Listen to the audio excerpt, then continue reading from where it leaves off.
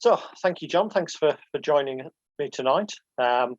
It was lovely when you got in touch. For those viewers who haven't noticed it on the channel, I put a book review on the other day, 1 hour Skirmish War Games, which John wrote, and he got in touch afterwards. He was very impressed with the review. He said I actually got where he was going. That was quite a compliment. Thank you for that, John. Oh well, you did, because it's not a standard game. It was an attempt to do something really different, and it was very personal. I mean, I believe it didn't it all start? I seem to remember reading there when I think in fact you may even have said it to me that it was you wanted something that you could actually game where eagles dare. Yeah, it's Clint Eastwood jumps out from behind a pillar, clutching the Schmeiser, going dagger, dagger, dagger, dagger, dagger, and then the German troops back, and they jump out, dagger, dagger, dagger, and then I had all these skirmish games where he draws his gun, he pulls the bolt, that's 2 actions, he lifts it to his shoulder, that's 3, he aims, that's 4, then he pulls the trigger, that's 5, and I remember playing an air game. Well, all air games are skirmish games, called Foxbat and Phantom by SPI back in the 70s. And a single 30 seconds of combat between tornadoes and MiGs took 4 hours to play. Yeah. And this is my problem. I mean, we have a long chat about this, but it's because before computers, war games attempted to be virtual reality. Yeah. The truth is, if you want to do virtual reality these days, you use a digital system. You don't push models around a table.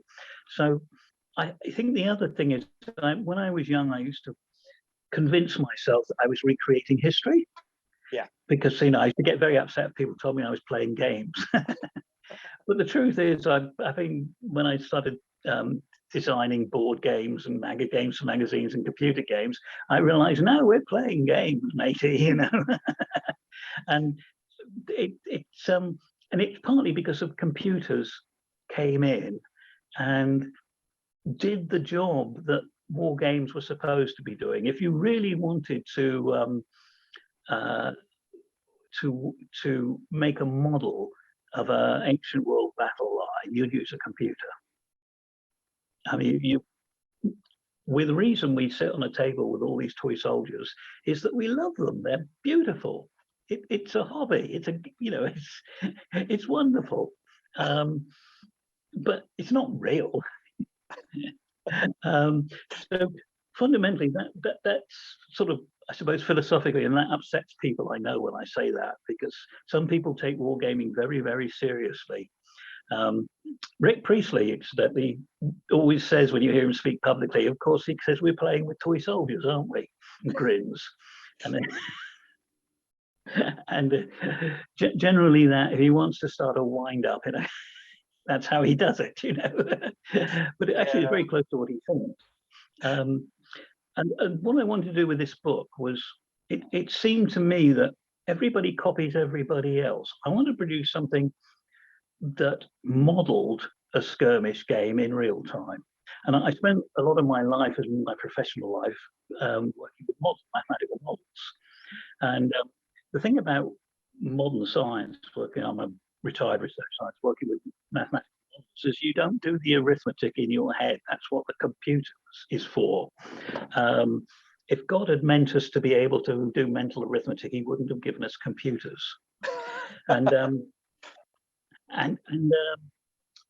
So what I thought was, well, how can I put quite complex probability mixes into a game which doesn't require mental arithmetic on the part of the user? And it's particularly true now because I'm from the last generation that was taught mental arithmetic and all the tricks for doing it in your head.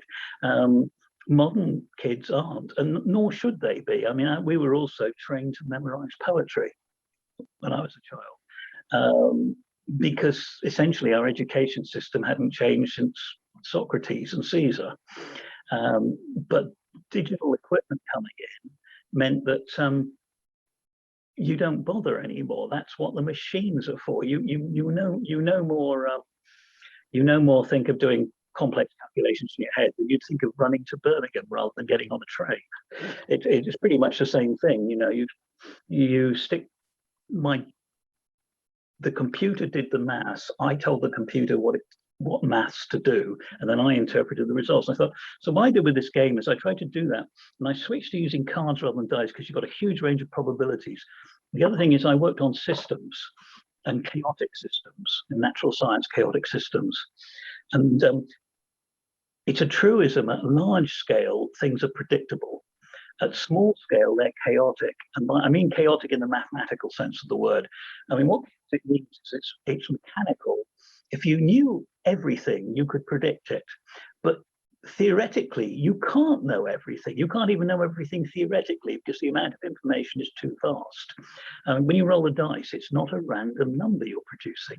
It's a chaotic number, because if you knew everything about the physical world at that, the velocity, the trajectory of the dice and what it hit and how it was projected and the air pressure and any humidity variations and different polish on different sides of the dice, you could predict the number. But so it's actually a pseudo-random number, technically, but real life is like that. If when a division of men fights a division of men, you can pretty well predict the result, mostly. When one man fights another man with a gun, the results are completely unpredictable, because it comes down to probabilities. One might be a better shot, have a better weapon, and have a much higher probability. Then a bullet glances off a piece of metal attached to a hinge on a table and catches him in the throat from someone who can't aim the gun properly. And it happens, you know, there is a finite probability of it happening. So I had to build into this game, I wanted to build a big spread, but I wanted the people to play it rather than play the game, rather than have to sit there doing mental arithmetic. No, worse still, do you remember when we used to war game back in the 70s? We used to walk around with a clipboard and pen.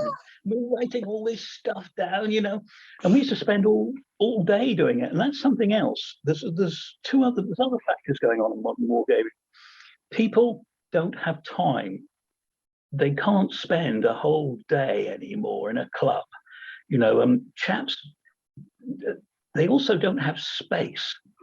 You know, you go back far enough, and the chaps used to have huge rooms where they put a sand table in, and it was very upper middle class sort of lifestyle.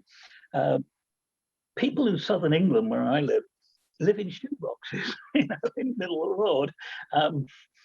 And we don't have the time. People want something they can play in a short space of time in a reasonably small area. And you can see it with GW. People are too busy criticizing GW to actually watch what they're doing. And what they're doing is fascinating, because they're the brand leader. They very rarely do anything innovative because they're too big. They're an oil tanker. You know, they take time to turn. But when they do turn the oil tanker, everything else gets pulled in its wake. And the way their games are going, they've simplified them, the complexity of the mechanics, and they've made them playable on smaller areas. It's really noticeable. I mean, we used to hire halls to play these games in, but in southern England now, you can't hire halls.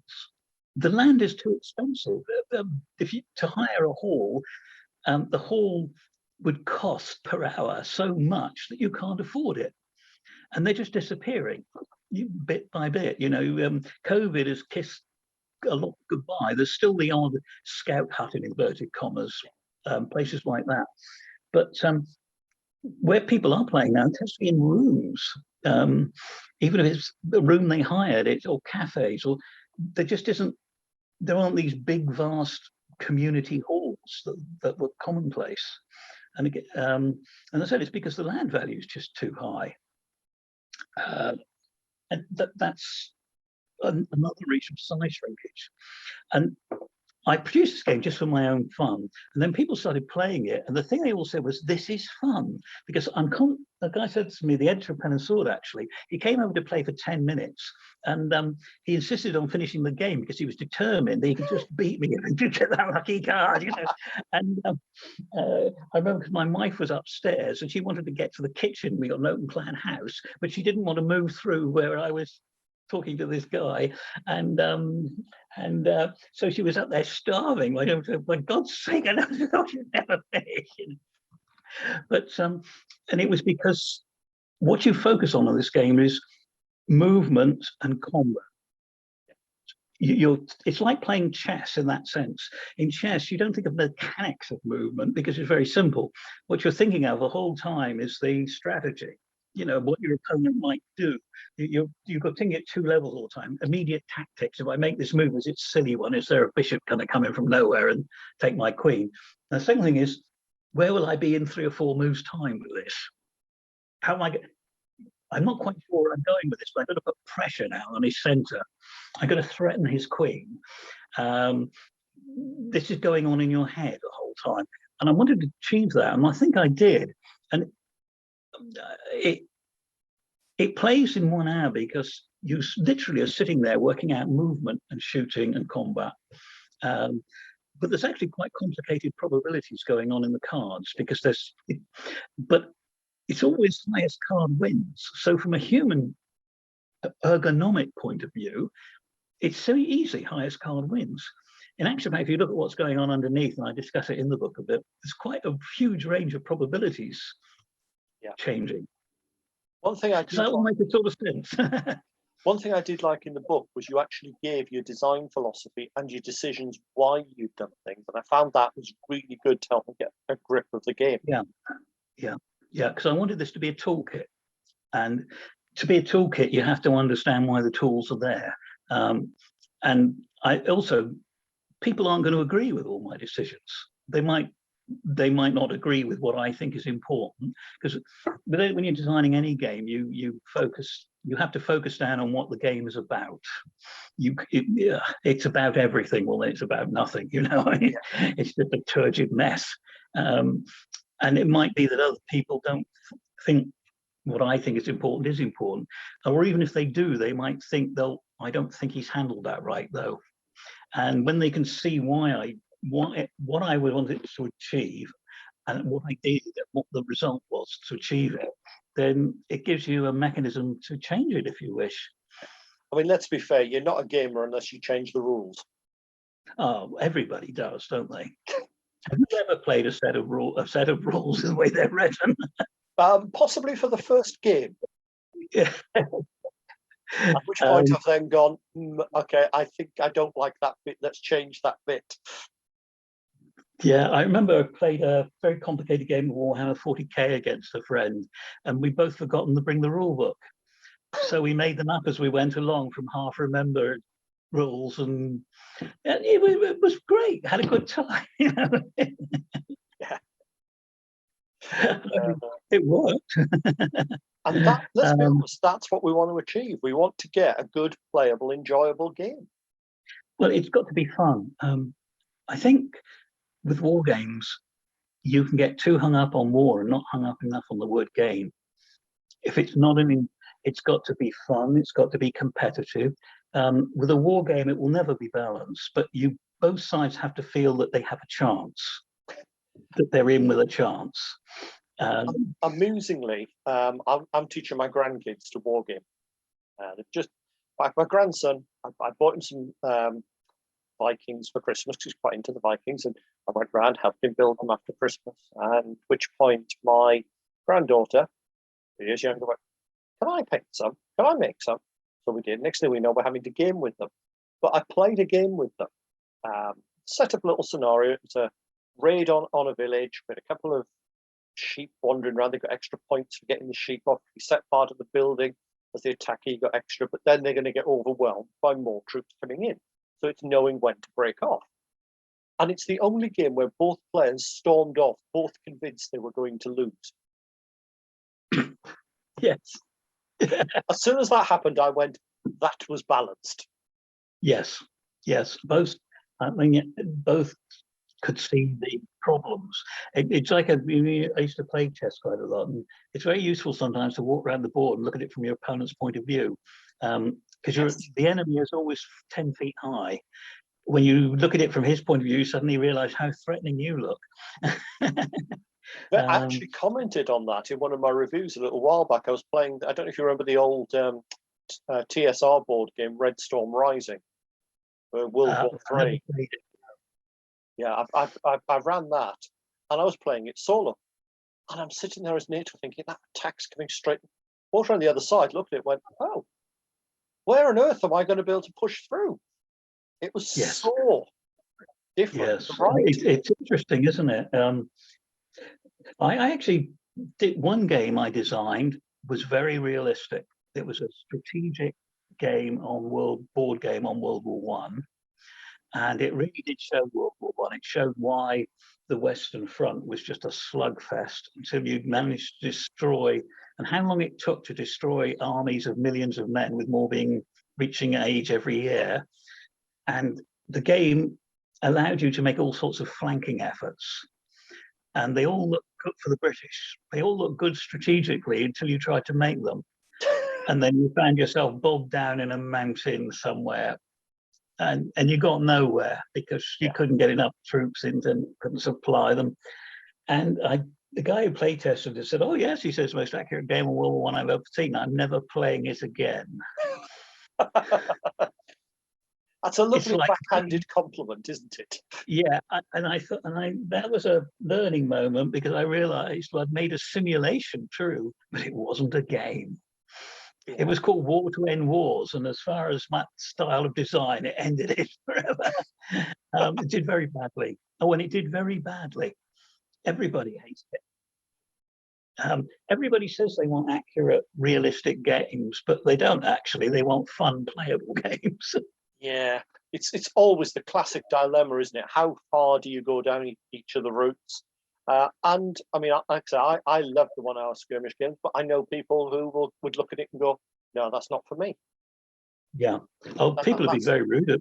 People have been very rude about it. One magazine I won't mention devoted 2 pages to explaining how awful it was, and down to the personal level about what a swine I was, which rather surprised me. Yeah.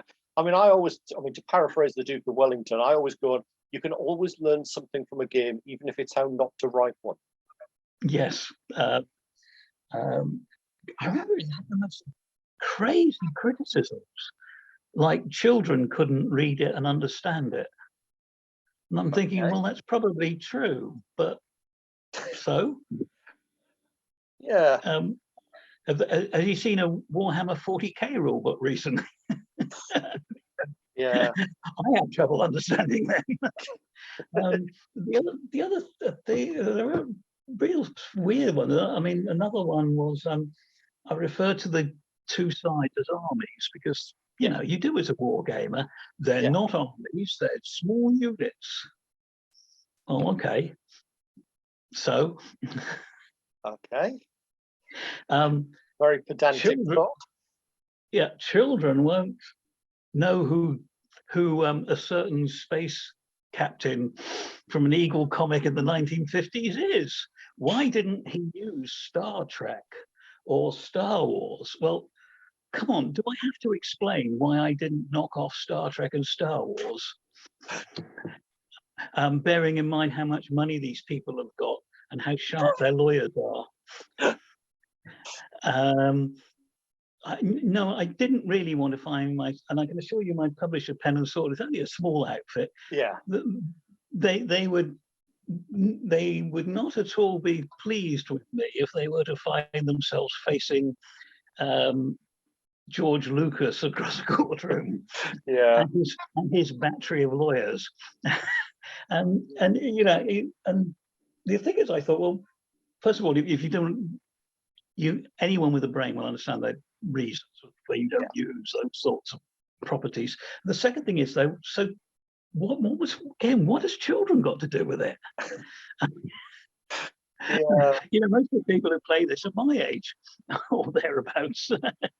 Yeah. Well, you must have hit a chord, because I believe it's actually they're running out of stocks and having to reprint it, I believe. Yeah, it's quite surprising. It's sold out, and they're reprinting it. Which Pen and Sword war game rules haven't done very well, which relates to changes in the hobby. So, but my publishers tell me that by the standards they normally sell, it's done very well, which surprised me, because I say I got some terrible accusations to start with. People were not just, people not like it. Anything creative, lots of people are not going to like it. You can take that as read, anything creative, and there's no reason why they should. You've got to be a bit thick-skinned about this. But it was real vehementence, and as if I'd offended someone's religion or attacked their political beliefs. Yeah. I think that's the modern world, though, isn't it? People hold very strong opinions, and it's very hard for them to disagree with somebody.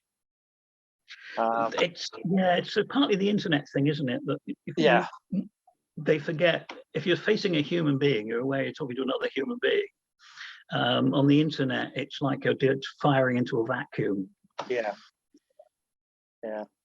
But no, because I quite like them. I'm actually going to do a playthrough of one of the scenarios as a video very shortly.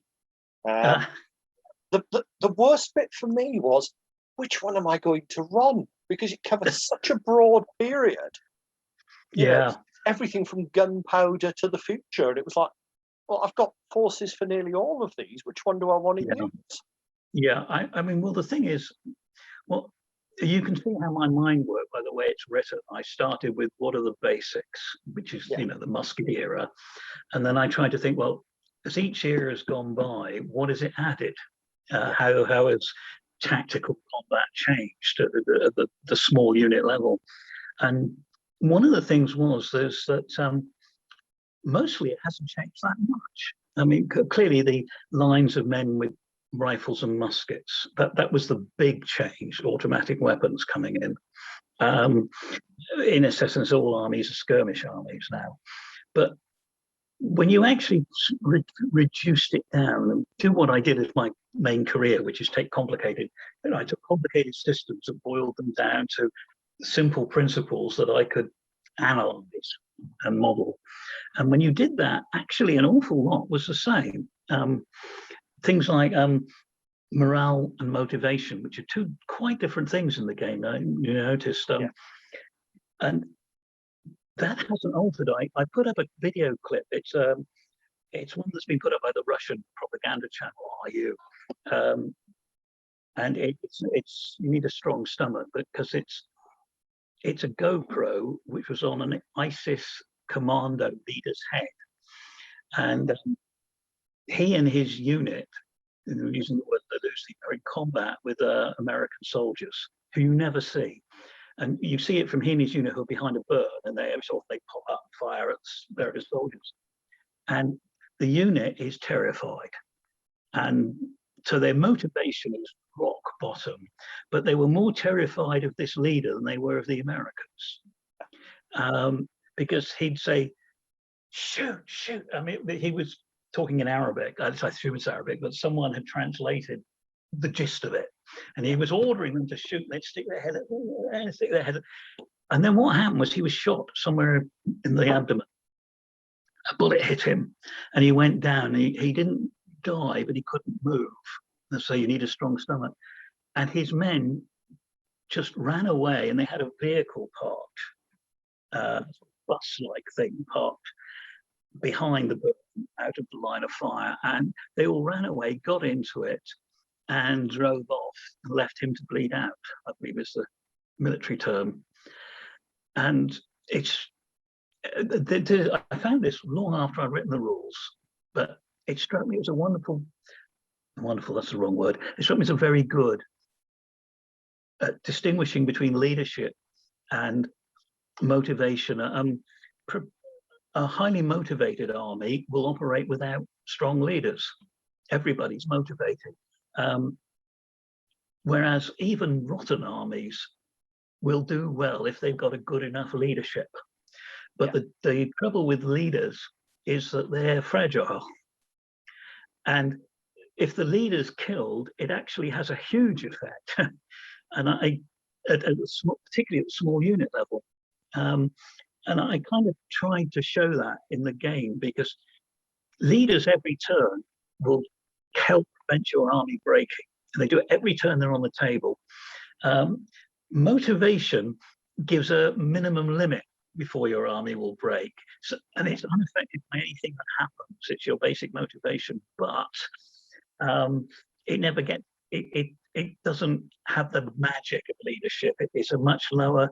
You go to a level of attrition, and then the armies have it. Yeah. And whereas a leader will keep you going even when you're taking losses.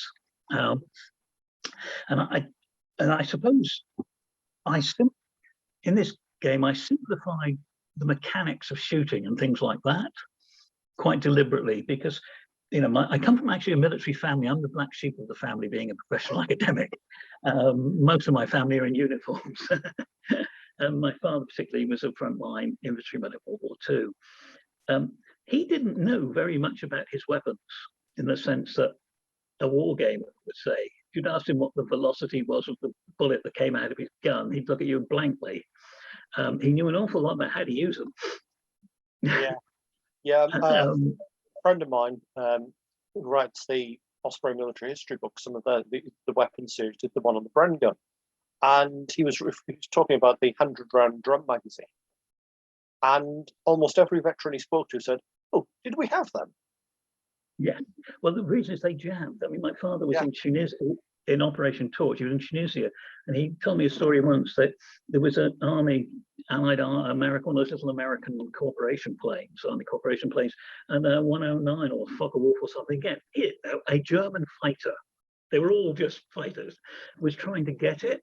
But of course, in the mountains of Tunisia, this little thing was flying around the valley, and the fast fighter was having real trouble getting in. But he was going right underneath the British troops, and my father said, "We'll have him, we'll have him." So he was a platoon sergeant, a senior sergeant. So they all everyone in line up with the Bren guns, and as it came in, fire, click, click, click, click, click, the whole bloody lot jammed. He used to use a Tommy gun, which he'd acquired by trading some British corned beef to an American tank crew. They were given Tommy guns, so they had no use for them. The guy said, "I don't know what I'm supposed to do with this. If you get hit with an 88, you're clutching a Tommy gun. You don't sit and wait to take the Tommy gun off its clips before you bail out. But he got this Tommy gun, and he used to use it for the night patrols. Because in Anzio, they used to do fighting night patrols. And he said what he did was he kept it on full auto against all regulations. You see, wasted ammunition, you're supposed to fire a shot at a time, according to the regulations. He kept it on full auto and put it lower down to the left. And the idea was if he saw anything that unnerved him, he just pulled the trigger, and the Tommy gun would rise up under recoil and move to the right. So it would stitch a diagonal line in front of him. And if it hit anybody, that was a bonus. The main point was that it made a lot of noise and a lot of flashing flame. And he hoped that Adolf would be largely concentrating on finding a hole in the ground, giving him time to find his hole in the ground. But he bumped into a young British officer. Some of these officers, by then the death rate was so high. I mean, they kept trying to make my father an officer because he was actually public school educated. He was a territorial, but he refused and said the death rate was just colossal. This young officer in his teens was in the wrong place and bumped into my father, British officer. And the officer emptied his revolver at about 4 feet of my father. Every shot missed, and the guy denied it. My father grabbed the gun off him and showed him, but he said he was very lucky because he saw the troops behind helmet silhouetted. Because he had the Tommy gun on full auto, and at 4 feet it would have cut the officer in half. That was what it was for. But it gives you a different view on when you actually talk to veterans, the things that wargamers obsess over are not the things that bothered them. They didn't know what caliber their anti-tank guns were. They didn't know what the velocity of the shells were.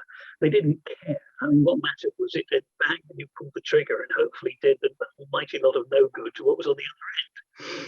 Yeah, I think actually that has been a massive change, hasn't it, from the sort of the 70s and 80s, where it's very mechanical gaming, to I think it's now a lot more emphasis on the software, for want of a better description, the troops using them. Which is way more important. I mean, do you remember back in the 70s, the ancient games we played? they were obsessed with weapons types and formations. Do you remember the WRG ancients? You had dozens of different types of weapons. Yeah. And my favorite was the light heavy infantry, which was the difference to medium infantry. But it was, I'm not knocking WRG. I mean, they were the best around at the time. I'm just using it as an example of how people thought. And yet, when you read ancient historians, using the word historian as it's loosest, they never ever ascribe winning a battle or losing a battle to the type of weapons used. They don't even discuss them. They ascribe it to leadership or training or morale or superiority of somewhat, in some intangible. Broadly speaking, how long your spear wasn't really most of the time all that important. And, getting obsessed whether you've got the right gear for Roman legionnaire as opposed to a Roman auxiliary, they used to mix and match all the time. They took whatever was to hand. They didn't have mass production. So, if you needed more shields, you got them from the nearest shield factory in inverted commas, which was hand making them. So everybody would have a different shield. Yeah. And let's be honest, it was a case of, you've handed it in at the end of your career, we'll issue it to the next guy, even though it's probably 30 years out of date. I mean, things like the segmented armor were probably there were still probably some around in the 5th century. Yeah. Because why wouldn't there be? Yeah. But you notice that when you talk to modern veterans as well, you'd think they were obsessively concerned about technology. They're not.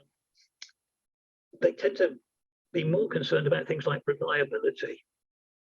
Yeah. Having the most wonderful tank in the world at your disposal doesn't do you a damn bit good when it breaks down. One of the reasons Shermans were liked so much is that I remember reading one British officer said, well, the thing was, if I sent some 15 Shermans, ordered them to attack, when I got to the start point, there'd be 15 Shermans lined up.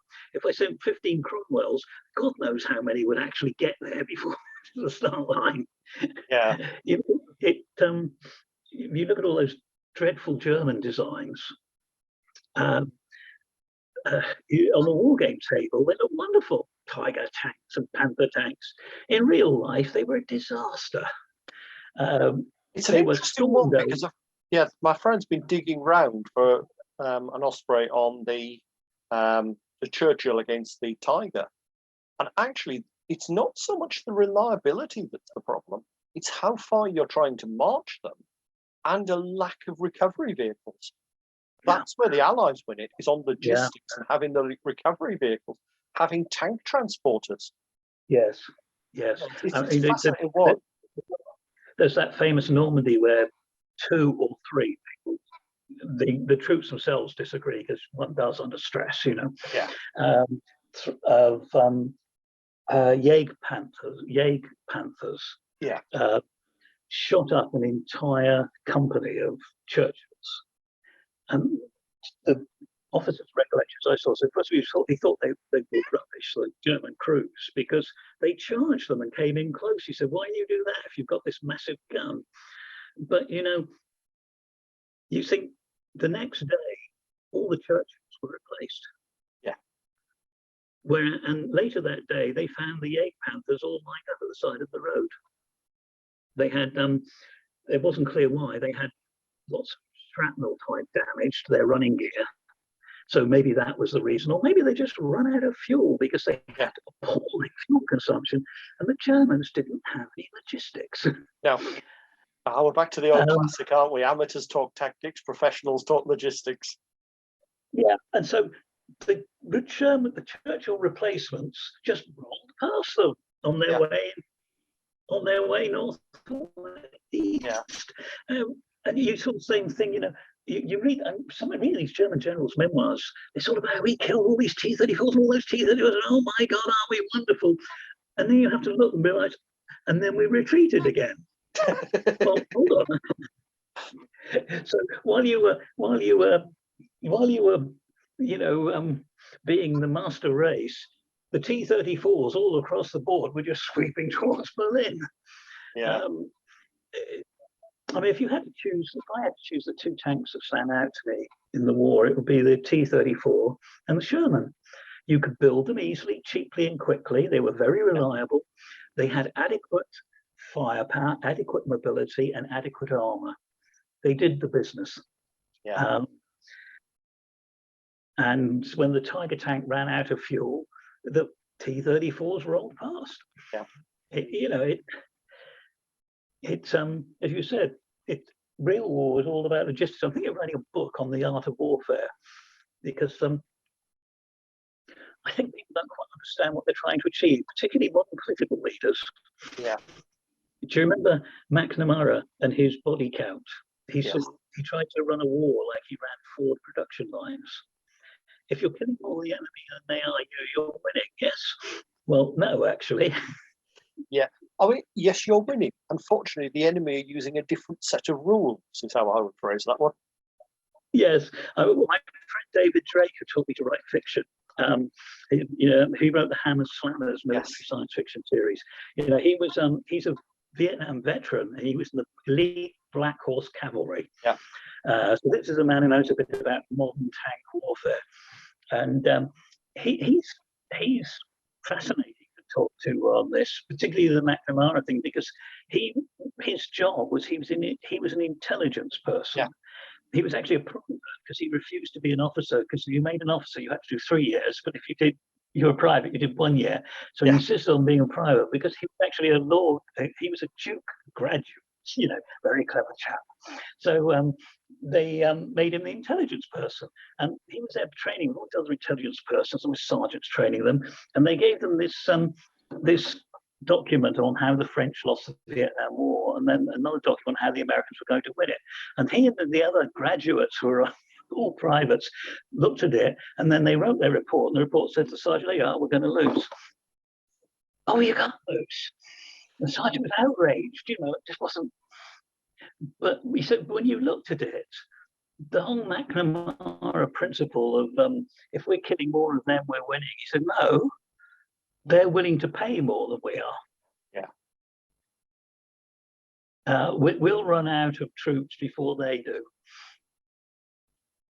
because we won't be willing to pay this, nor should we. Yeah. It was the most important thing that had ever happened to Vietnam in their thinking, whereas it was just another war. Yeah. Yeah, just another colonial war. But it's like Afghanistan was to the Victorian British. Oh, the British couldn't take Afghanistan. Well, why bother? It's like Scotland was to the Roman army up on the border. They didn't conquer Scotland or Ireland. Well, no, why would they want to? I mean, what would be the point?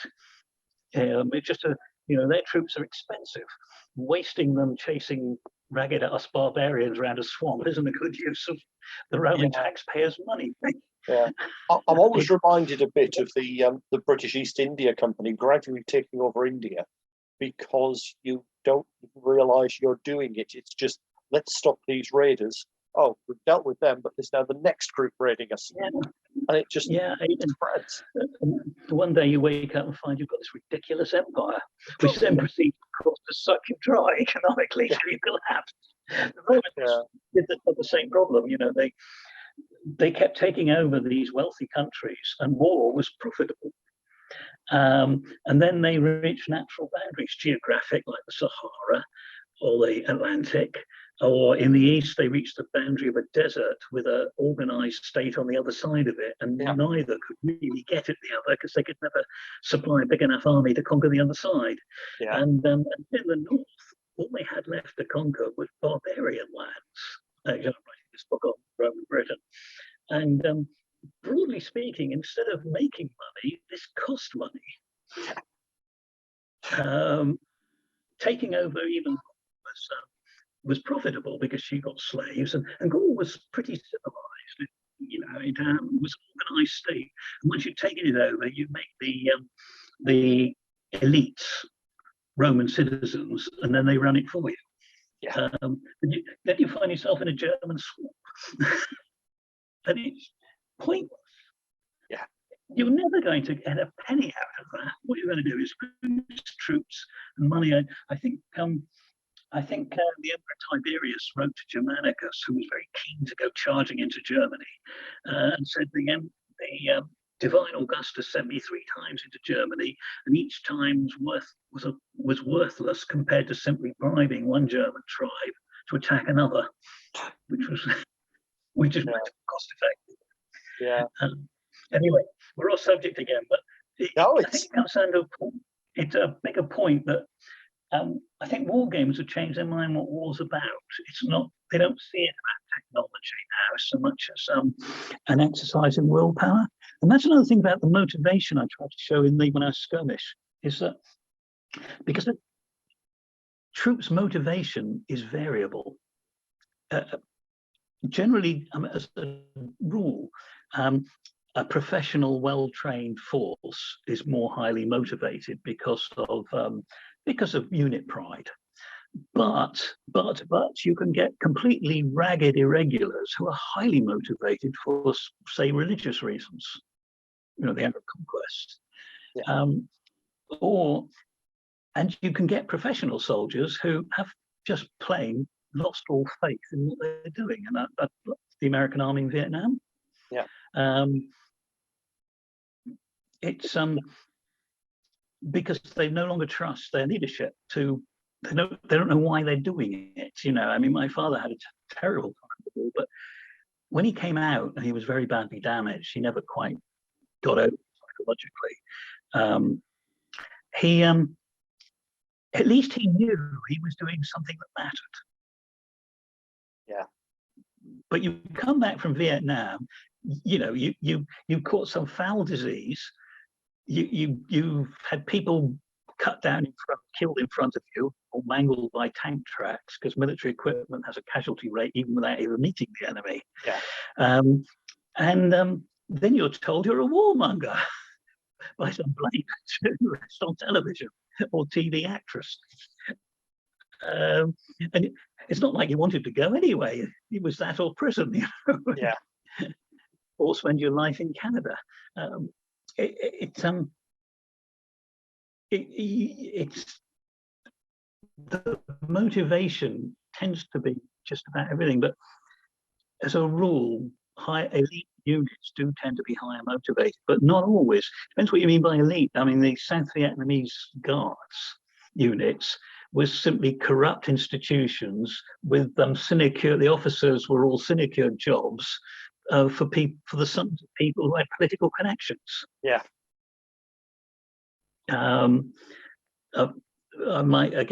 David Drake said something quite amusing to me. I think he was joking, but he may not have been. He said, well, because he said the difference between the South Vietnamese Guards and the British Guards regiments, he says, it's not the intelligence and the officers, it's both terrible. The difference is that the British officers will be at the front waving a sword on a horse, yelling charge. They'll fight. Yeah. They may be stupid, but nobody ever called them cowardly. Yeah. Yeah, he had the light brigade in mind. Yeah, might well have done. I mean, I've got to be honest. I mean, I've got various web pages for the different games. Yeah. And the World War II one is called British Officers Don't Duck, which I think sums up the British officers brilliantly. Yeah, and this is important. Again, David Drake wrote into one of his books about, it was a fantasy book, but, you know, it had a medieval type army, and the young officer was sent along with a group of men to block a tunnel so that the demons couldn't come out of it. Yeah. And he was sent along to, you know, as the officer class, but the person who was really in charge, of course, was the veteran sergeant. And the veteran sergeant ordered the barricade. He said the young officer stood in front of it with his sword in a heroic pose. But in the book, David J. says, but of course that wasn't a waste of time. That was what he was there for. And the worst bit is, I fully get that one. Yeah, I mean, that was what he was there for. He was there to represent the elite upper class leadership and stand at the front, so that they hadn't been forgotten. Yeah. You know, they won't have been sent to suicide mission. Yeah. Yeah. Have you ever come across the story about Sandhurst for that? where one of the questions put to potential officers, also officers in training, was, where and how would you site a trench to defend this position? And the correct answer was, Sergeant, I want a trench. Yes, yes. I remember seeing an interview with a field marshal who said, "Oh yes," he said it's one of the most difficult things. He says is moving a regiment. He says, but as colonel, the way you do it, move an armoured regiment, is you call the colour sergeant, regimental sergeant major, and you say, regimental sergeant major, I need the unit to be here on this date. And he goes, yes, sir. And you go, carry on, sergeant major. And he said, you're dealing with other things anyway, dealing with headquarters and everything. And he said, the great thing is the full knowledge is the sergeant major will have the unit in the right place at the right time. It's kind of it's fascinating what officers are for, young officers. They're not there to do technical decisions. No. Well, my father was a sort of 21-year-old veteran by NCO, and he used to get given young officers, or sometimes he never had an officer at all. He said he had to lead both attacks. They used to alternate the officer and the platoon sergeant. He didn't have an officer because they didn't have any, but if they had one, he got the young one. And it was sort of, you're in charge, Green, but I advise you strongly to ask Sergeant Lambshead's opinion. And if you disagree with it, you'd better have a damn good reason, because I shall want to know. Very true. Yeah, I mean, it's something, a military family, something in fact, I actually nearly joined the army. I went to Sandhurst training, and I was what they call grey carded, which meant they were interested, but I didn't think I was ready. I was very young. Yeah. And my career went in a different direction, which I think was a lucky break both for me and the army. The qualities that make a good academic and the qualities that make a good officer are 180 degrees. But the kind of first thing you learn is you're in charge, you take responsibility. And it's funny because when I did my first degree, that came out in the middle of that terrible recession in the mid-70s, the oil recession. I did my finals by candlelight. And we used to go in the bar because they had Christmas tree lights running off a battery and you could just read your book, revise. That's the best excuse I've heard yet. Oh, no, genuine. But anyway, I'd say I nearly joined the army. But the thing is, as an officer, you learn is you take responsibility. Now, when I came out, I couldn't get a job in science academia, so I worked for Marks and Spencer as a commercial management, as a trainee, a sort of cadet. And it was funny because it was just like the bloody army. I couldn't believe it. Essentially, we had supervisors who were middle-aged ladies who'd been working for the company for X donkey years. Technically, I was their superior. Actually, of course, I knew damn all about anything. So if anything happened, I'd look at the supervisor and say, what do you usually do? What do you advise? And I should say, oh, yes, that's a good idea. We'll do that. But when it didn't go right, I found it was me that was carpeted. Yeah. And because I was in charge.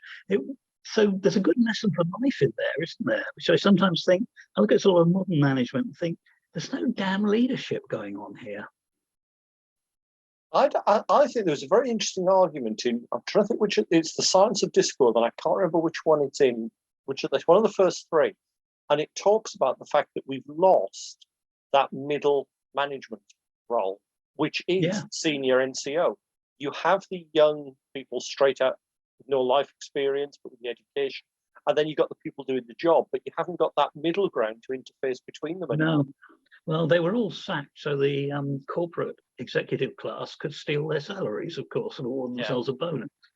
But you're right. I mean, it's an army without an NCO. It's always fascinating how little the senior management, these structures, know what's going on. You know the old story, there's what the management say is going on, there's what the management really believe is going on, and they're not the same thing. And then finally, there's what is really going on. If 1 and 2 differ, it doesn't matter. That's just politics. But if 2 and 3 differ, you're in real trouble. But you see these back to basics where they take some head of something and put them on the shop floor, and they're horrified. Yeah, I had no idea. One guy discovered that his entire key workers were on 1-month contracts. yeah. These are the front. These are the people who carry the company. But in an army, the key lock in the middle of the army is the NCO class, isn't it? Yeah. And I'll be honest, I've yet to find a good set of rules that really differentiates between NCOs and officers. That's one of my holy grails, is to create a set of rules that do that. It's a very good point. It hadn't really occurred to me before this conversation, but yeah, I mean, when I did leadership, I don't distinguish between NCOs and officers. I suppose at the scale I'm at, it doesn't make so much difference. No, but you're right, it's a lot less difference there, but it is something I think that is worth playing around with. I suppose I started thinking it after reading the Bernard Cornwell's Sharp books, and the contrast between an officer from the ranks and an officer by birth, for want of a better word. Yeah, it's another reason my father wouldn't become an officer, because he'd have had to leave his unit. Yeah, you couldn't. I mean, this is the ridiculous English class system, because the Germans used to promote within unit. Yeah, because it was obviously the sensible thing to do. But in Britain, it was felt that the reason is it was felt the men resented one of their own being made an officer. Yeah. Oddly enough, it wasn't from the top, like a lot of these class things, it wasn't from the top, it was being structured from the bottom. Yeah. See, I find it very interesting. So I've spent now coming up to 30 years in the Army Cadet Force, and I actually did come up through the ranks, be a senior NCO, and then commissioned. So I can see both sides, and I do find it very interesting. And it was particularly funny as a newly commissioned second lieutenant. And I got some sort of, with all due respect, sir, at which point my NCO just put his arm around his shoulder and went, son, he's been doing this longer than you have. In fact, he's been doing this longer than you've been alive. And this look of horror across this young lad's face, which he realised. Yes, it's like you don't mess with the colonel, because he's seen it all, done it all. Yeah, he knows how a regiment functions. I remember reading one of Zaloga's wonderful Osprey books. I think Zaloga's a superb writer. Yeah, it was about Russian tanks, who he has a lot of influence. There's a lot of contacts in Russia. Yeah, and apparently the T-64, the Russian tank designers were so proud of it, and they explained to the Russian senior officers that it was more complex than a MiG-21. And the look on the senior officers' faces, because they'd all been in the Red Army in World War II, of course. Yeah. So they'd been junior officers in World War II. They knew exactly what they could expect from the average Russian conscript, or even worse, Caucasus conscript. Yeah. And the thought of handing them a piece of machinery that was more sophisticated than a MiG-21. Yeah. I mean, I always loved the T-34. I was down at Trinity Defence College. I was privileged to get a bit of a tour. And they were talking about the T-34 they've got there. And apparently, they were simplified to such a degree that at one point they left out the driver's seat and said, you want something to sit on? You fold up your greatcoat. Yes. I was like, sorry about T-34 is they started in Russian winters when the German tanks, they were lighting fires under them. Yeah. And the reason was that the driver had this big bar between his legs, and when he pulled it, there were compressed air tanks under his seat. And they released in one go into the diesel engine and turned it over, cracking all the ice, which shows a firm grasp of the reality of how this thing's going to be used. Plus the fact, imagine the over-engineered strength of those engines. You know, if you'd done that to a Panzer IV engine, you'd have had cocks coming out of the armour, wouldn't you? Yeah. I started my photography career at Brunel with a Russian Zenith camera. The great thing about them was if you drop them onto concrete from head height, it cracked the concrete. Yeah, I can believe that. you know, I mean, I remember one photographer disappeared into the jungle for a month's wild animal shooting with all these sophisticated Japanese cameras. And the only thing still working when he came out was the Zenith. Yes. Yeah, that sounds about right. Yeah. To a Russian engineer. And again, I think that's something that's missing from a lot of Wargaming rules is reliability of kit. Oh, absolutely. But when they do war game with these wonderful German tanks, you ought to throw a dice to see if it catches fire before it comes on the table. You've seen my draft rules. I actually came up with that concept where you picked your forces and these German tanks are cheap. Yes, but now you've got to roll to see how many of them arrive. Yeah, I was reading a book recently about a Tiger unit. I think it was 43, Tiger 1 unit, and after 48 hours of combat, I only had 3 runners out of a company. Yeah. The others hadn't been destroyed; they just weren't working. Yeah, or they don't have the space to do anything about it. Yeah, and also you had to get the only thing that could tow a tiger out of a bog was another tiger, and there was also a good chance you'd end up with both tigers in the bog. Yeah. Yes. There's a great Osprey drawing, I think by Peter Dennis, of the Russians recovering one of the first tigers near Leningrad. And I think it's something like 5 tanks pulling it out. Yes. I mean, this is not a practical fighting vehicle. It just isn't, you know. It's an engine. It's what happens when engineers take over a project. Yeah. Any organization will say, you know, no one part of the organization should control the company, or if the accountants get control, it will be bankrupt in a year. But if the technical people get control, you'll have the most wonderful equipment that doesn't work. When we had this problem, awful trouble. I wanted a 50 quid light fitting because we used to hand do all the graphics before computers, and they ended up waiting till the end of the year, seeing what money they left over, and buying 500 quid machine. And then they bought it. They said, but 2 or 3 of the sections wanted one, so they delivered it to me because I've been the one who ordered it, and the other section complained they hadn't got there. So eventually they placed it in a storeroom so we could all use it. And where it got covered in oil and gradually fell to pieces. And that's, you know, the classic over-engineered cameras. I once tried to order all I wanted was a CCTV camera to fix the top of the microscope.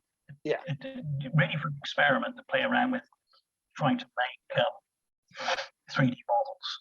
And they went out and bought something vastly expensive from Sony. They got it from the States because they got 20% off because of the exchange rate at the time. And then it turned out it didn't work. And when I rang Sony, they said, no, we've never been able to make it work either. that was the engineers. They said, God knows who designed this thing. The guy said to me, it doesn't work. As far as I know, it's still sitting in a storeroom somewhere. That sounds about right. Yeah. But it was all seeing, all dancing, digital link up. And all I wanted was the sort of thing you hang on the outside of a building, you know? Yeah. Feature creep, it's a classic, isn't it? Oh, well, it's you know, it's the F-22 syndrome. The Americans are very fond of it. I learned when I was running computer games, I learned the programmers were all much younger than I was. I was mid-20s, late 20s, and the programmers were all teenagers. And I learned very quickly, never ask them if something's possible because they always said yes. The question was, how long will it take and how much will it cost? They were the key questions.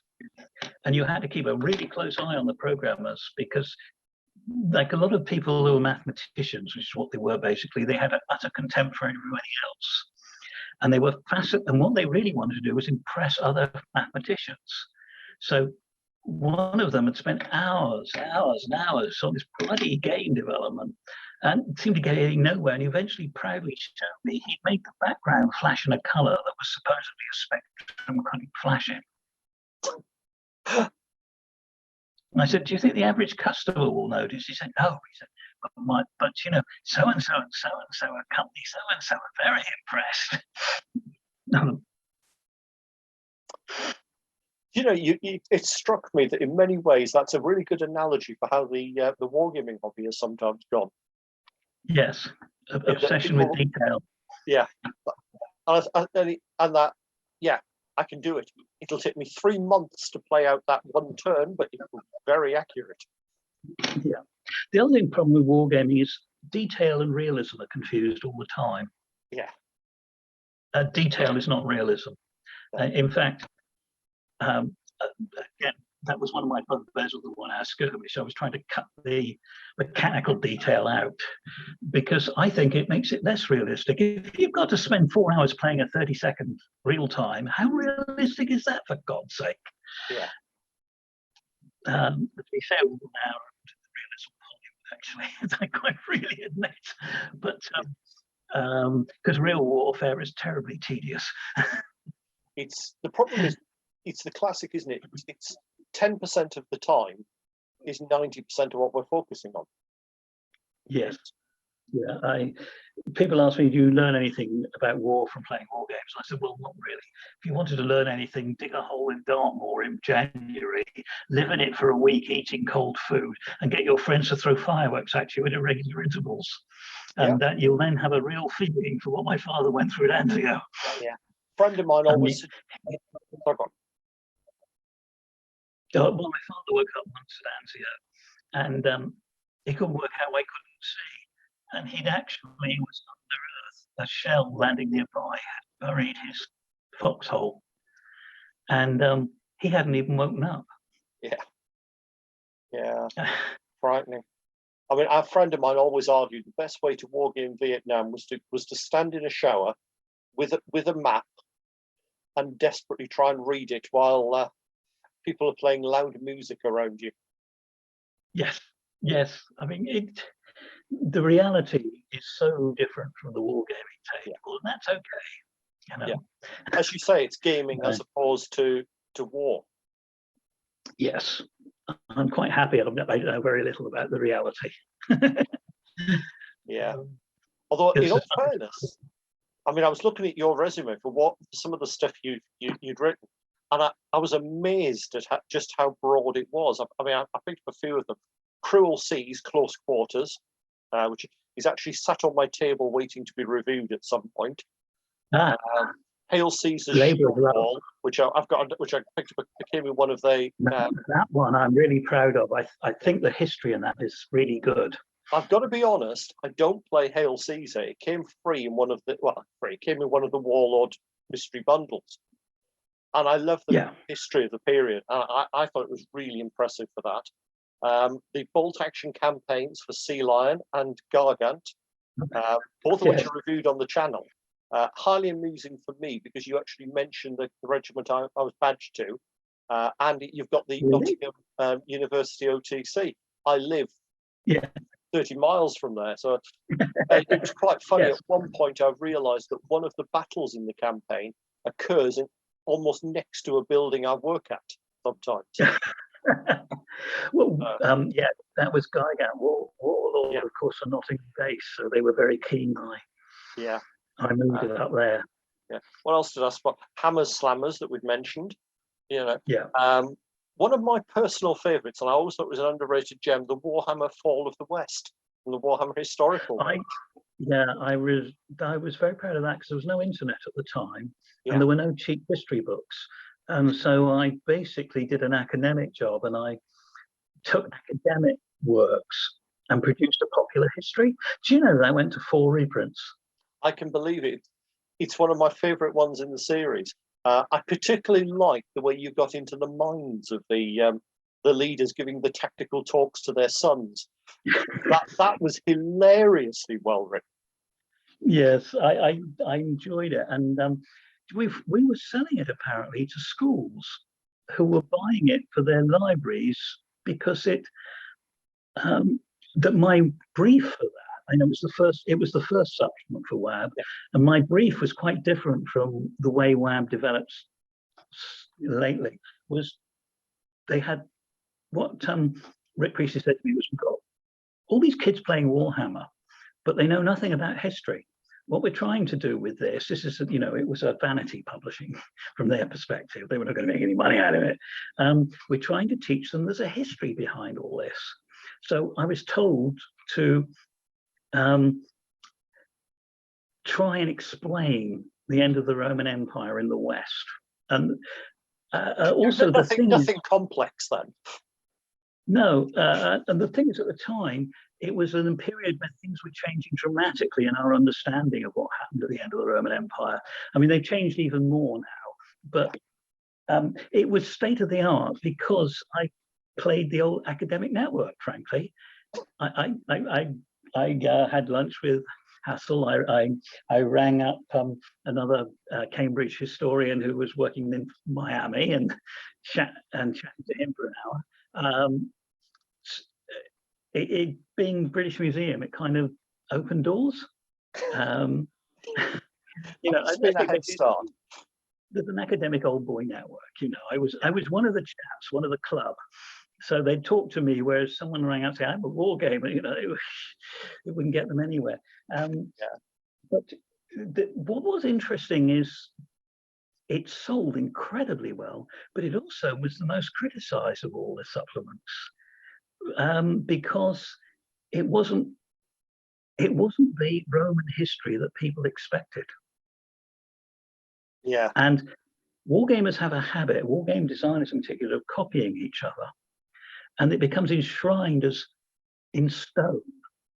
And history, of course, history doesn't change. I'm afraid it does, because our understanding changes and the facts change as well. Yeah.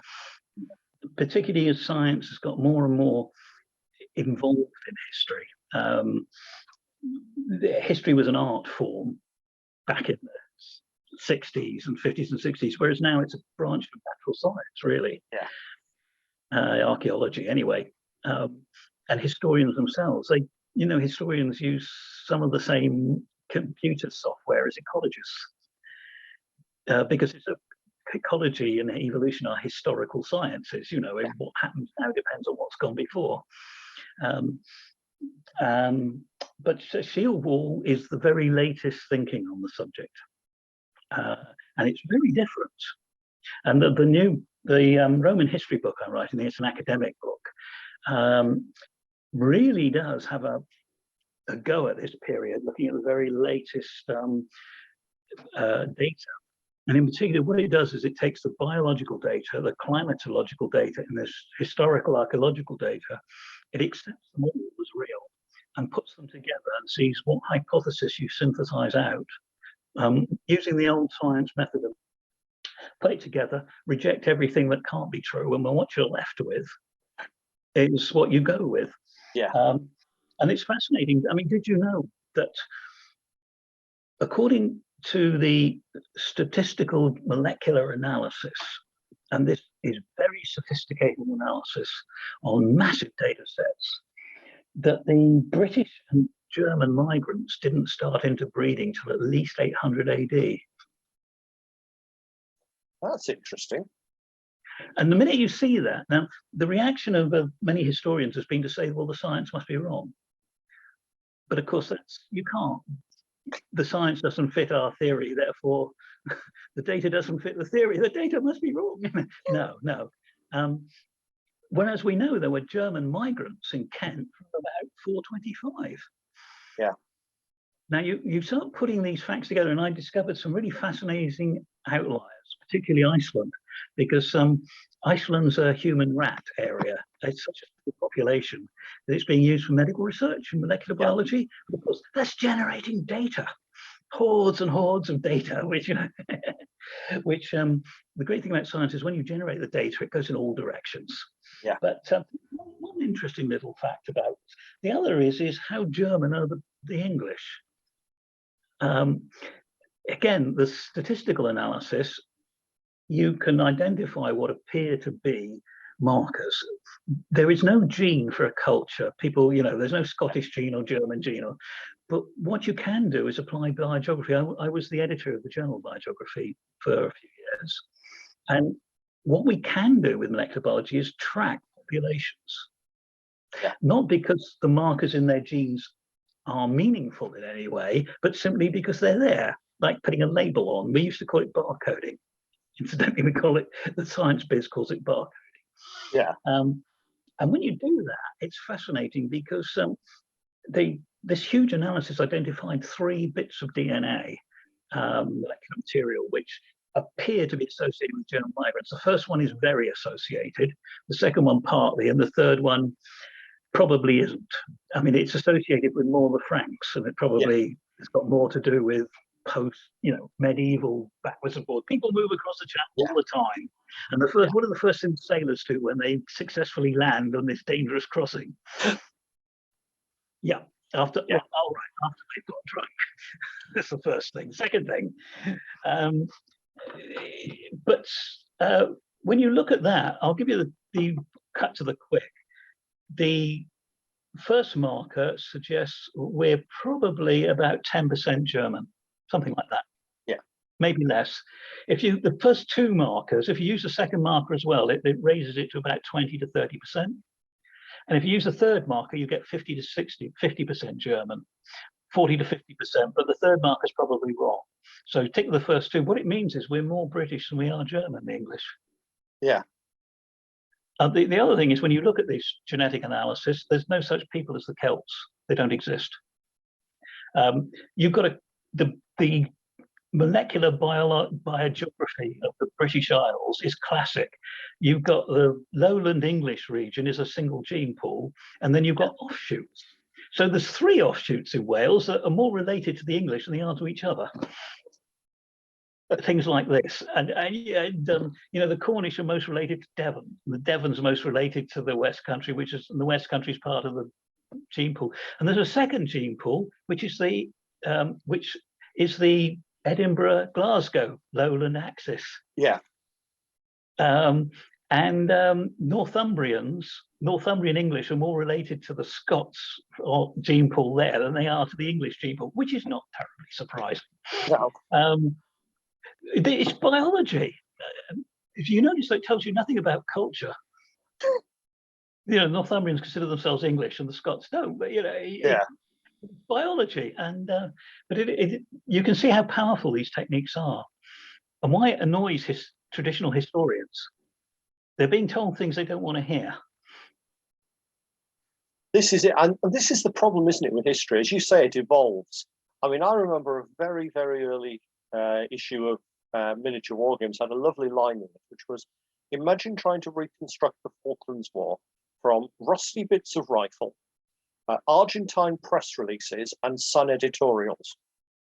They then point out this is about as much evidence as we have for large amounts of history. Yeah, probably more than for some of it. Yeah, and I do think what you're saying here is fascinating because it's giving us a new insight into history, and it's looking at it in a new way. And you're right; it is constantly evolving.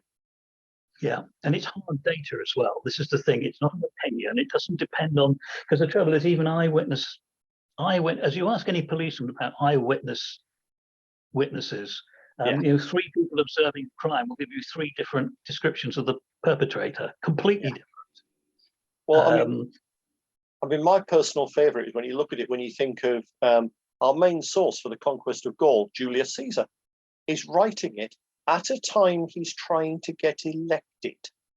Yes, you always have to ask. You're relying on a politician's memoirs as he's trying to get elected as your main historical source. Yes, I know. I mean, that's what amuses me. That again, Wargamers had a tendency to be anal about this. They read something. They read something in these ancient historians, and they take it literally. You're going to ask who wrote it, why did they write it, and who was the target audience? And as you say, with Julius Caesar, he was writing in formal Latin to other members of the Senate in order to convince them what a wonderful chap he was. Yeah. it's a bit like reading David Cameron's memoirs. How much, or Dominic Cummings, how much credence do you put on it? Yeah. It's not useless, but it needs a huge health warning, doesn't it?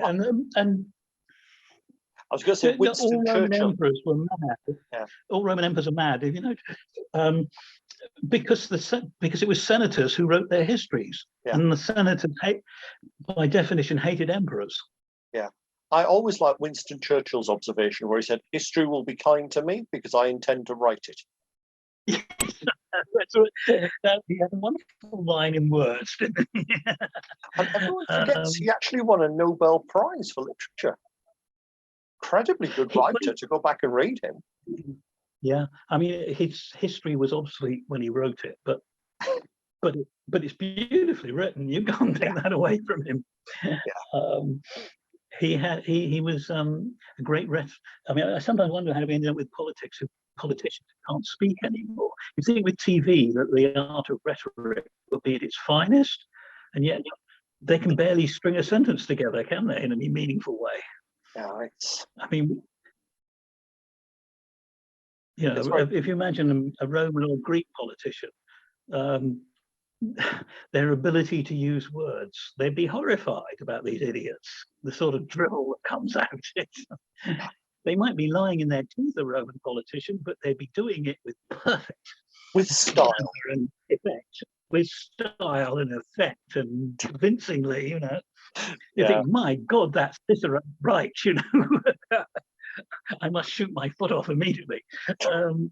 Whereas you listen to one of our lot these days, you say, it's so unconvincing. I don't know, it's something to do with television, I suppose. You end up with all this sort of vague waffle. You know, I have nothing to offer but blood, sweat, and tears. But in a very real sense, we must consider possibilities and all angles, and then we must set up a committee to. Yeah, it's not in the same league, is it? Why do I get a feeling you were a Yes Minister fan at some point? Yeah, I was. I particularly like the writers wrote the feudal theory of management systems, and they postulated that all human organization that works effectively is essentially feudal. And I think they're probably right. There's probably an element of truth to that one as well. Yeah, but anyway, back to war games, because we're running through time here. I've kept you going for nearly 2 hours. I told you I was chippy. I did warn you. But it's been fascinating. The thing is, yes, we've gone off topic, but it's always been history or wargaming related, so it is all sort of quite relevant. Yeah, I mean, what we're finding out about the Cold War is now fascinating. Everything we thought we knew in the 70s and 80s turned out to be a mirage. I mean, looking at it now, it's clear that the Russians never had any intent to invade the West. Not the political leadership. I mean, the generals might have chanted a bit, but that was just after they had a few vodkas in the mess, you know? And they didn't have any authority anyway. I mean, let's be perfectly honest. If they didn't have plans to invade the West, then why didn't they? You know, this is what planning is about. If you get told you're invading the West tomorrow, okay, can we have some time to write a plan, as opposed to there it is, let's go. Well, I'm sure the generals had their plans, but it's like the Americans had plans to invade Canada in the 1930s, but no one ever thought they were going to use them. I mean, it was an exercise in training. Yeah. When you actually look at what they did as opposed to what they said, they never ever went onto an invasion footing. If anything, they seem to have been terrified we were going to invade them. Yeah, I mean, I'm currently playing a club campaign where we're actually fighting out the Cold War. So I did a bit more research, and when you look at something like Able Archer, and it's like, you really thought that the West would use nuclear weapons and cut off your front line from reinforcement, and you're attacking to try and get round it. Oh, that wasn't quite what I thought was going to happen. No, the most sensible remark was actually a Russian general. He was asked who would have won if the Cold War had broken out, and he said, eventually someone would start to win. He said that it's all over. which is what it was a wonderful SPI game like that, fighting the Third World War. And you start off conventionally, and then someone starts to lose, so they nuclear the armies that have made the penetration. So of course they get it back, and pretty soon there's nothing left. Yeah. Which game was it? I think it was an SPI one that said to simulate the use of battlefield nuclear weapons, soak the map in lighter fluid and apply a match. Yeah, and you had to roll a dice with every nuclear exchange, tactical exchange, to see whether it sparked a full blown. Yeah. Because I once tried to explain to an American girl in the 70s why Britain had nuclear weapons. I said, well, we have Polaris. If the Americans and Russians agreed to fight a nuclear war only tactically in Europe, then we wouldn't regard a nuke on London as tactical. And we'd fire. And they wouldn't know who had fired. So you'd get it as well, which means you would have to fire. So if you look at it like that, our nuclear weapons weren't aimed at Moscow, they were aimed at Washington. It's politically. Yeah. But you could explain that to Caesar. He'd have grasped all this completely. He wouldn't have understood the technology, but that's not the point. He'd have understood the strategies and the politics. Yeah.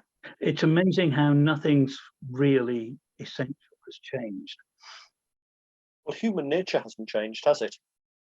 No. I mean, David Drake writes all these science fiction stories based on lines from Tacitus. Yeah.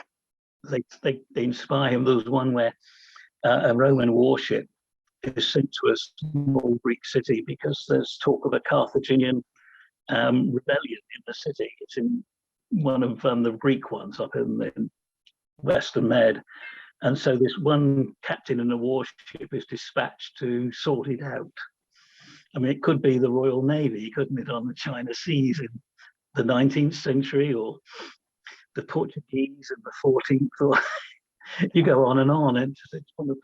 It's a classic colonial naval. It's what colonial navies did most of the time, not big battles. Yeah. I think as a gamer, that's always a useful thing, because disguised scenarios are wonderful fun. Yeah. And it's amazing what you can do, isn't it? I mean, it's what you said, you could take any of those scenarios in my book and use them in a different era. I mean, there wasn't anything in there I think I couldn't have changed around and played using a different setting. No. The thing you can't do in it, the sci-fi in it is 50s pulp sci-fi, you know. Because that is essentially World War II. I mean, that's what or Cold War. You can't do the sort of sci-fi that people do now using this book, which essentially is the rise of armor again, armored infantry, because the armor rules wouldn't cope. In fact, I've just put up a file, putting a supplement that will let you do it on the Facebook page for One Hour Skirmish. I was reading it earlier. It's quite a nice concept. Yeah. But it doesn't take a genius to work out who you're referring to when you look at the armies. Yeah, but of course they can't use the words. God's made, they have their words on speed dial. But the point about that is, I say at the end, this is a patch. And like all patches, it's, ragged edged. I could do it with the 1 hour skirmish core system, but what I'd need to do is start again with the way it's handled. It could be done. But the reason it isn't done is it actually represents a jump. When you have armored infantry and the sort of weapons that can pierce armored infantry, and also you then start to have a much closer mix of close combat and weapons, ranged weapons, and it's much shorter range, then I'd have to balance it quite differently.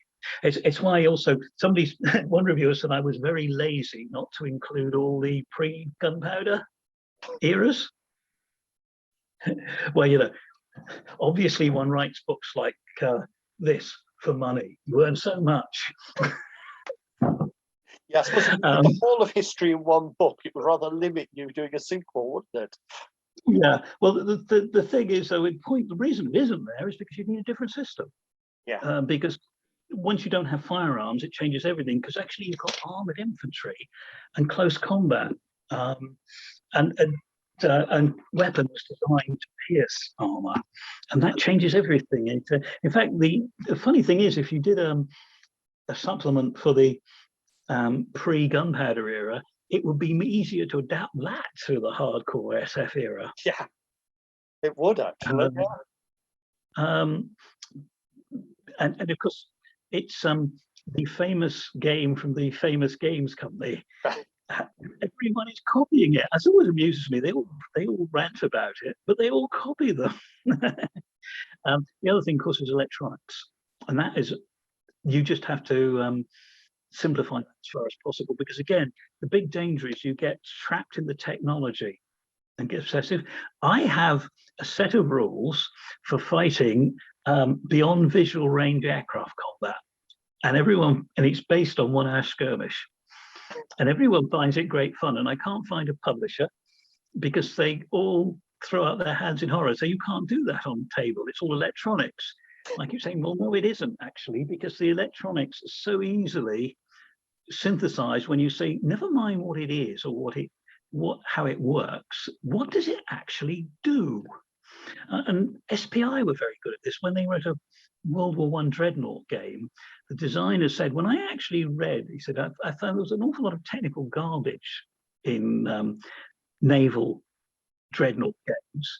He said, when I looked at it, all that mattered was, do I hit the target? And do I hit it hard enough that I affect its speed or firing? Because that's it, or it blows up. Those are the only 3 things. Getting obsessive about, the number 4 gun aimer and so forth is just pointless. Does it affect firing? Does it affect movement? Or is it a catastrophic whiz bang? And that's it. And he was right. He made a very fun, good game that you play the whole of the Battle for the North Sea on, including Jutland. But didn't go down well with naval war gamers who wanted, rules about trajectories and what level of armor you can pierce at certain lines of trajectory, depending on how far away you are. Yeah. And I keep going back to that's what if you want to do that, you use a computer. Yeah. Yeah, and there have been some good ones around. I'm trying to remember the series. I've got to be honest, I loved there was one where you have to actually type your orders in a Napoleonic battle, and they didn't do anything until they got there, if they got there. And then you'd get the report back saying, I have taken the redoubt. You would look at it, and it's the enemy's flag over it, because in the meantime, the enemy have taken it back again. And I played brilliant for that. I played a Jutland game where there were 4 players, and I played the British battle cruisers, so I was beaten. And the British battle cruiser person and the German battle cruiser person were in the same room because it was a board games. We were using the SPI rules, so we were playing it. And in order to talk to our admirals, who were somewhere behind us with the battleships, we had to send messages. Not all of them got through, of course. And the messages were fascinating because the guy who was running the game showed us them all at the end. And I had fallen out with my admiral because I told him I'd engaged the German battle cruisers, but at no point did I tell him where they were. So I kept saying, where are you? And he kept saying, where are you? And I said, I'm fighting, I want you here. And I've had another one blow up, by the way. The German battle cruiser admiral did tell the German admiral where he was, but he forgot to tell him he would actually engage the British battle cruisers. You couldn't make that up, could you? It's not a lot you can say. I mean, all I am thinking of at this point is the charge of the Light Brigade and looking at it from different positions. Yes, it taught me something, because you think, well, these people must have been stupid, but they were. But then when you find yourself in that position, you find that you're stupid as well. There's some fascinating studies of how troops cope in action. and the number of things that they can focus on at once. And Yes. I do think that sort of you've taken that sort of philosophy really well to gaming. Yeah, I hope so. I mean, because I think it's important. One of the things is that in real warfare is the ordinary troops have no idea what's going on around them more than what they can see. Yeah. Sometimes that goes to the generals as well, but it's what seems to be the same decisions are because of lack of information in real time. Yeah. You really notice that when somebody's getting to combat, actually their focus narrows. Yeah. Again, David Drake, I keep quoting him a lot, but it's because he has so much interesting to say. He once said about warfare, once you send in the army, your foreign policy is being decided by a not well-educated 18-year-old clutching a lethal weapon who's going to do whatever he thinks he needs to do to survive the next 10 seconds. Mm. He said, if that thought bothers you, think about it before you send the army. Yeah. But, you know, he was heavily criticized for writing battle porn because he actually wrote what happened. Yeah. I always found, yeah. I always found his were very honest trails. Yeah, very laconic. You know, just this is what happened. Yeah. He said happened to him. Yeah, very non-judgmental about it. As you say, Yeah. Very laconic. This is how it goes. Yeah, I mean, this is it's like Homer. You know, you read Homer, and I was reading the British armored colonel used to read Homer to his officers in the desert in World War II, because it's not that, you know, tank warfare is in detail anything like chariot warfare. It's because Homer was talking about about the way war always is. Yeah. The realities, and these will come back to a sort of conversation. These are about leadership and morale and motivation and the technical detail, whether you're firing a bow or a rifle or a laser plasma blaster, in themselves aren't important. I've seen people like Sarjo, who wrote The Forgotten Soldier, was criticized because he didn't seem to know much about the army, so he must be a fraud. Well, what he's criticized for, what he didn't know much about, was detail that wargamers find fascinating. But real soldiers, to him, with a rifle on the Eastern Front at Kursk, these details were irrelevant. It was surviving the next 10 seconds. Yeah. Yeah. That's an interesting concept, actually, because I could see this actually becoming the genesis of a set of rules, concentrating on the next 10 seconds. That's a very interesting way to look at things.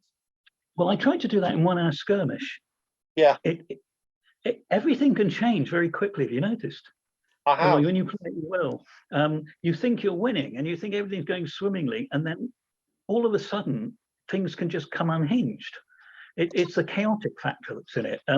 The person who wins mostly will be the person who can handle chaos. The people who need plans and have long, complicated plans, they won't work. They won't survive contact with the enemy. They won't survive the next 10 moves. Yeah, I can live with plans that don't survive contact with the enemy. I'd just like one that made it past my friends occasionally. Well, I think I'm going to have to go because it's nearly 9 o'clock and I'm going to turn into a pumpkin. Did you get what you needed? I think it's been an absolutely brilliant interview, John. I could talk to you for hours. I mean, we haven't mentioned your novels or anything. And, you know, if this one is well received, I've got no doubt that the viewers would like you back for another one. Okay, we talk about something like Cruel Seas, and that would be great. But thank you. I've just finished a new book for Meg. Yeah, it's been a real pleasure talking to you, John, and I'll speak to you again soon. It's been a great pleasure. Thank you very much, and thank you for taking the trouble to actually read the book and understand it.